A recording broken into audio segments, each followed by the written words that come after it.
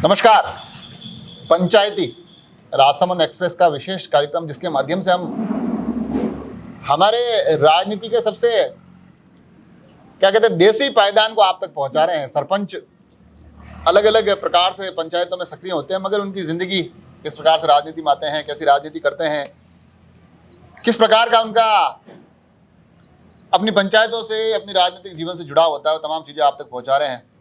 3 episode पंचायती के हम आपको दिखा चुके हैं। आज हम एक चौथे एपिसोड में नए चेहरे के साथ, नए सरपंच साहब के साथ आ चुके हैं और अब आप स्क्रीन पर देख रहे हैं सरपंच साहब बाबूलाल जी हमारे साथ हैं। बाबूलाल जी सोनी गवाड़ी सरपंच है। आप बड़ी ही महत्वपूर्ण पंचायत है, बड़ी सुर्खियों में रहने वाली पंचायत है। तो सबसे पहले तो बाबूलाल जी आपका बहुत बहुत स्वागत राजसमंद एक्सप्रेस के इस कार्यक्रम पंचायती में। धन्यवाद। कोशिश कर रहे हैं कि सरपंचों के साथ बैठ के थोड़ी बहुत, आप पंचायतों में तो पंचायती करते ही हो, मगर हम देख रहे हैं कि इस चैनल पर भी थोड़ी बहुत पंचायती करें। तो राजनीति में शुरू से ही थे या परिवार में कोई था या आपने शुरुआत की है, क्या कैसा रहा? राजनीति में परिवार से किसी का कोई पहले से नहीं है। ये आप यूँ मान लो फर्स्ट शुरुआत है मेरे। अच्छा जी। तो ये कैसे जची एकदम, क्या काम पहले बताइए मुझे। ये राजनीति में नहीं है, उससे पहले क्या करते थे आप?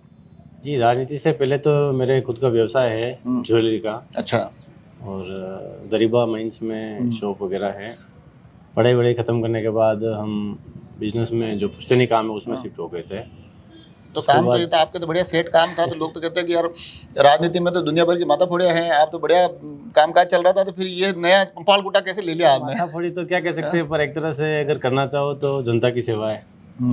और ऐसा मौका ठीक है अगर आया है, और गांव वालों की इच्छा, माता बहनों का, युवा साथियों का आशीर्वाद और उसके सपोर्ट से फिर कोशिश की, तो आज उनकी बदौलत हम यहाँ बैठे हैं। अच्छा, नहीं यूँ फिर आपने अब राजनीति में कभी आप रहे नहीं, अचानक कैसे मानस बना, कैसे ये मूड बना कि सरपंच का चुनाव लड़ेंगे? सरकार द्वारा जो मुहिम चलाई जाती है, कभी ST SC की सीट आती है, कभी OBC की आती है, कभी जनरल की आती है। तो हमारे गांव में अब की बार OBC पुरुष की सीट आई थी। हालांकि OBC पुरुष में भी काफ़ी मतदाता हैं, 1000 वोटिंग है हमारे OBC। अच्छा। पर हमारे पंचायत में एक ही घर है मेरा। अच्छा, मेरी समाज का एक ही घर है, 4 वोटर टोटल हम। आपके परिवार के 4 वोटर हैं? परिवार के 4 वोटर हैं। उसके बाद सबसे बड़ा मतदाताओं में आता है तो ब्राह्मण समाज, मीनारी समाज के काफ़ी वोट हैं, 2000 वोटर है। उसके बाद 800-900 वोट जाट समुदाय से आते हैं। अच्छा, जो वो भी OBC हो गए, वो भी OBC में आते हैं। पर हमारे जो गांव है, वो जो मीनारिया समाज है, 450-500 घरों की बस्ती है। तो ठीक है, उन्होंने आशीर्वाद दिया और उन्होंने मानस बनाया कि आपको चुनाव लड़ना चाहिए। तो मैंने कहा ठीक है, चलो अगर आप एक परिवार है आपका? जी जी, एक परिवार है। अच्छा। ये 3री-4थी पीढ़ी चल रही है हमारी उस गाँव में। अच्छा। और हम हैं बली सोनी, पर मीनारिया समाज का पूरा सपोर्ट हर चीज़ में रहता है हमारे। अच्छा।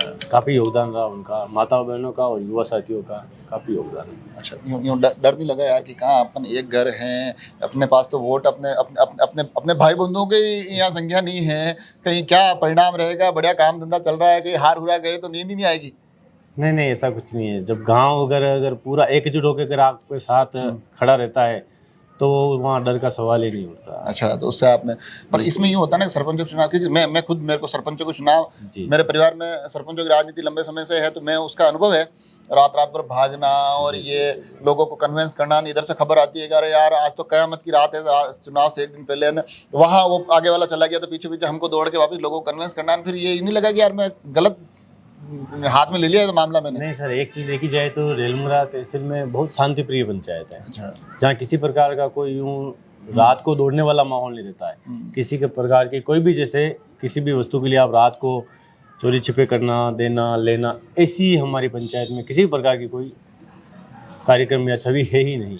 जो वोट मिलेंगे आपको वो सुबह से शाम तक, रात वाले वोट हमारे पास नहीं है सर। अच्छा। हमारी पंचायत में वो शब्द ही नहीं है कि उसको रात में दौड़ना पड़ेगा या रात को सेटिंग बिठानी पड़ेगी, ऐसे वोट नहीं है सर। अच्छा जी। तो मतलब कुल मिला के बड़े ही अच्छे माहौल में आपने चुनाव लड़ लिया। जी।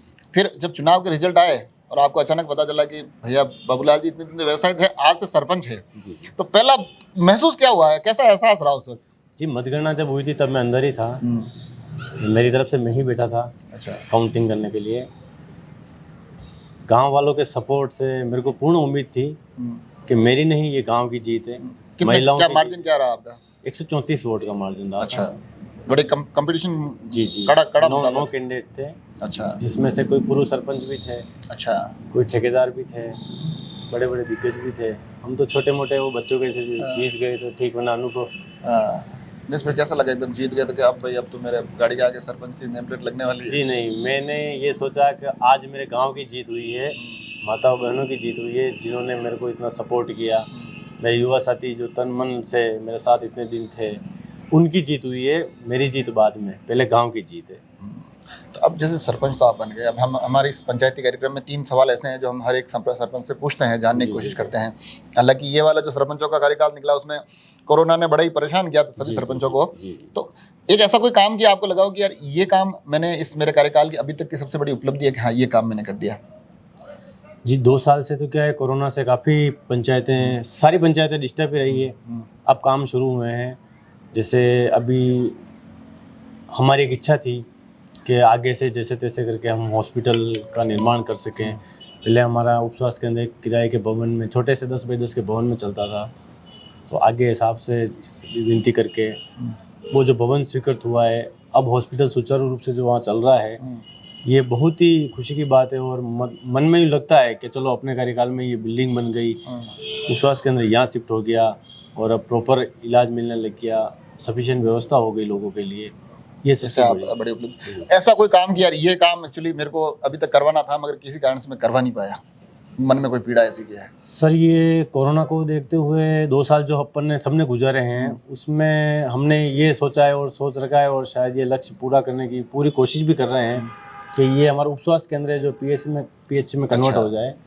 तो ये सबसे बड़ी उपलब्धि हम समझेंगे हम। अच्छा, और आगे की ऐसी कोई और अलग योजना की अब मेरे कार्यकाल पूरा होने से पहले एक ये कार्यक्रम में और ये मेरा काम और मैं करवा के जाऊँ तो और मजा आ जावे?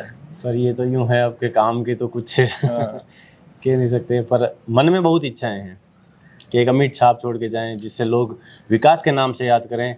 बाबूलाल जी अपने कार्यकाल को खुद कैसे देखते हैं? कैसा रहा आपका कार्यकाल? अगर आपको कहूँ कि यार आप ही खुद ही बताओ कि आप कैसा रहा। सर, ये तो मेरे से बढ़िया तो जनता जवाब देगी। फिर भी आपको क्या मतलब कैसा क्या? 2 साल को देखते हुए तो ठीक है, चलो कोरोना में, पर अभी से जो हम अब काम में लगे हैं उसके हिसाब से अगर यही प्रगति रही, अब जो सुन रहे अपन, कोविड चल रहा है, चीन में वो आ रहा है, वो आ रहा है, मैं भगवान से प्रार्थना करता हूँ कि भारत में नहीं आए, कहीं नहीं आए, किसी भी देश में नहीं आए, इसको यहीं समाप्त कर दे प्रभु। पर अगर ये नहीं आया तो हम हमारे कार्यकाल की एक अमिट छाप छोड़ के जाएंगे, विकास की गंगा बहा के जाएंगे। आप युवा हो इसलिए मैं सवाल पूछता हूँ कि इन लोग कहते हैं ना कि यार ये राजनीति तो बहुत गंदी चीज़ है यार, राजनीति से दूर ही रहो। अगर आप युवा हो, अचानक से व्यवसाय से राजनीति में आ गए, तो युवाओं को राजनीति में आना चाहिए? नहीं, आज के ज़माने में युवाओं को राजनीति में आना चाहिए। ये गंदी सोच नहीं है, ये एक अच्छा माध्यम है। आप उसको अलग तरीके से, गलत नज़रिए से देखते हो इसलिए गंदी है, वरना अगर आप जन सेवा में जुड़े हो, अगर कुछ करना चाहते हो तो युवाओं को आगे आना पड़ेगा, महिलाओं को आगे आना पड़ेगा। ये आप बड़ी बात बता रहे हैं। और आपने तो खुद ने कोशिश कर ली कि भैया चलो सरपंच में बन गया जी, सरपंच से आगे भी कुछ राजनीतिक इच्छाएं ऐसी कुछ? ये जिस तरह से मेरे गांव के लोगों ने, माताओं ने, युवा साथियों ने मिलके मुझे यहाँ पहुँचाया है, तो आगे का फैसला भी वही करेंगे। तो आपको कभी ऐसा अवसर मिले कि हाँ यार थोड़ा अवसर मिल रहा है, तो मतलब कोई हिचकिचाहट थोड़ी? नहीं, हिचकिचाहट नहीं है, पर पहले सर्वसम्मति से फैसला, मेरे गाँव का निर्णय जो होगा वही सर्वमान्य होगा। मैं इसको किसी पार्टी पक्ष से या किसी से नहीं देखता हूँ, मेरे गाँव के नज़रिए से देखते हैं आप। तो देखा आपने बाबूलाल जी सोनी, हमने कोशिश की है कि थोड़ा सा इनका जीवन टटोला। व्यवसायी बता रहे हैं कि आप व्यवसायी रहे, व्यवसाय से अचानक एक मानस बना कि राजनीति करते हैं, राजनीति में आए, वहाँ पर भी सफलता मिल गई। आगे की राजनीतिक बातों को भी लेकर कह रहे हैं कि हाँ अगर ऐसा कोई अवसर मिलेगा तो करेंगे, मगर बातों ही बातों में लगातार इन्होंने अपने गाँव से जुड़ाव को लगातार दिखाया। ये हमें भी अच्छा लगता है, सरपंच अपने गाँव से इस प्रकार से जुड़े रहते हैं। हमारी भी कोशिश है कि सरपंच ये इतना महत्वपूर्ण पद है, उस पद पर बैठे हुए व्यक्ति की जीवन की तमाम बातें पहुंचाए कि वो राजनीति में कैसे आए, राजनीति में कैसा कर रहे हैं, उनको ये उतार चढ़ाव कैसे देखते हैं। तो आज हमारे साथ बाबूलाल जी थे इस चौथे एपिसोड में। कोशिश करेंगे आगे आने वाले किसी एपिसोड में किसी नए सरपंच के, किसी नए चेहरे के साथ आपको कुछ उनसे जुड़ी नई बातें बताएंगे। आपको सिर्फ करना ही है कि हमारे एक तो चैनल को सब्सक्राइब करना है और हमारे इस कार्यक्रम पंचायती से जुड़े रहना है। धन्यवाद।